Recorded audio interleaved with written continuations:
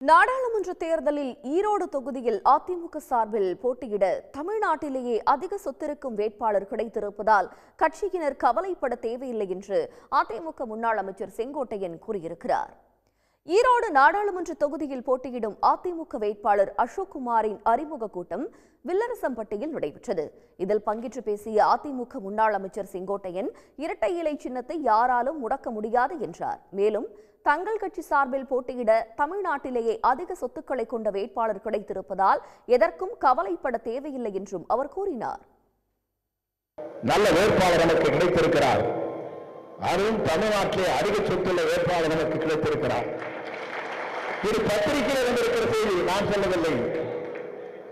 ஆகவேதான் அன்புச்சவர் அசோகர் இங்கே போட்டியிடுகிற போது நாம் எதை பற்றியும் கவலைப்பட தேவையில்லை.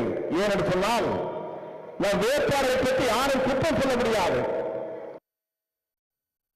முன்னதாக இந்த கூட்டத்தில் உரையாற்றிய அதிமுக முன்னாள் அமைச்சர் தங்கமணி தேசிய கட்சிகளுடன் கூட்டணி வைப்பதால் எதுவும் கிடைப்பதில்லை என்றார். இரட்டை இலை சின்னத்தை முடக்க நினைப்பவர்களுக்கு முற்றுப்புள்ளி வைக்க இந்த தேர்தலில் அதிமுக வேட்பாளர்களை வெற்றி பெற வைக்க வேண்டும் என்று கட்சி நிர்வாகிகளுடன் தங்கமணி கேட்டுக் கொண்டார். உடனுக்குடன் செய்திகளை தெரிந்து கொள்ள சன் நியூஸ் பெல் ஐகானை கிளிக் பண்ணுங்க.